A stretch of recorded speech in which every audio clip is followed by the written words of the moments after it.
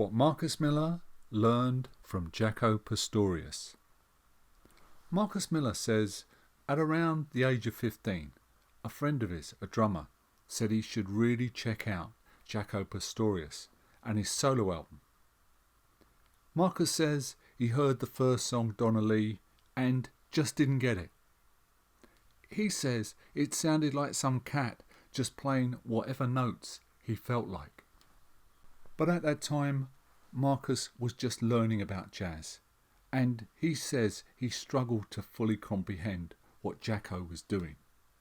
Donna Lee is a strange piece of music. It was performed by Charlie Parker, but Miles Davis says in his autobiography that he wrote it. Anyway, if you listen to Parker's version, you'll see it's an incredibly complex piece of music. Parker plays it on the saxophone and his runs are just lightning. So for Jaco to then take that piece of music and then play it on a 4-string bass guitar is just mind-blowing. But over the next 2 years, as Marcus Miller says in his own words, he continued to study music intensely.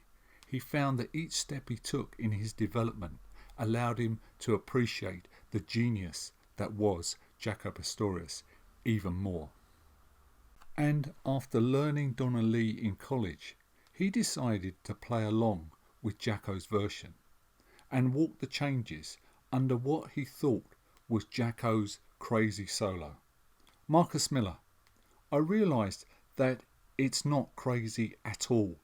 He's playing the changes and not just playing them. He was creating lines and harmonies that were so amazing. It was sick. I wanted a depth to my playing, like Jaco's. I didn't just want to know how he played what he did, but why he did it. This led me directly into exploring harmony, melody, and composition. When Marcus was around 21 years old, he was on tour with Roberta Flack, and he was staying in a Los Angeles hotel when he received a phone call. "Hey Marcus, it's Jaco. I'm in room 219. Come down and get your lesson." On entering room 219, Jaco says to Marcus, "Play something for me." Marcus then plays a piece in his popping, slapping style. Jaco just looks at him and says, "I can do that, I just don't." Marcus says in that moment he realised the importance of having your own style, your own identity. And to do that, you have to set yourself limitations. He explains. Jaco played a Fender jazz bass, which has 2 microphones, 2 pickups on it. Jaco only ever used one, the back pickup, the one at the very bottom of the bass. The sound he produced, therefore, was very thin, very nasal, but you could hear every note. It was extremely articulate. He limited himself. He said, "This is my sound," and that's why it was so distinct, because he closed in his possibilities. Marcus Miller.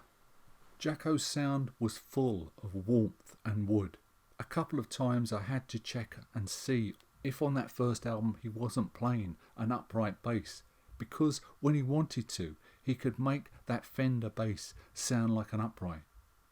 Jaco played a fretless bass, which allows you to get more vibrato, more like a violin or a cello. Jaco said that he was trying to sound like Frank Sinatra when he played melodies. There are so many challenges in learning articulation and how to phrase in a vocal style with your bass. Marcus Miller. I didn't want to sound like Frank Sinatra, but I thought maybe I could sound like Stevie Wonder. I listened to soul and R&B singers to work out how to phrase like that. Thank you for listening. Please give us a thumbs up or a thumbs down. Please subscribe to the channel. Stay well, stay safe, and I'll see you in the next video. Take care.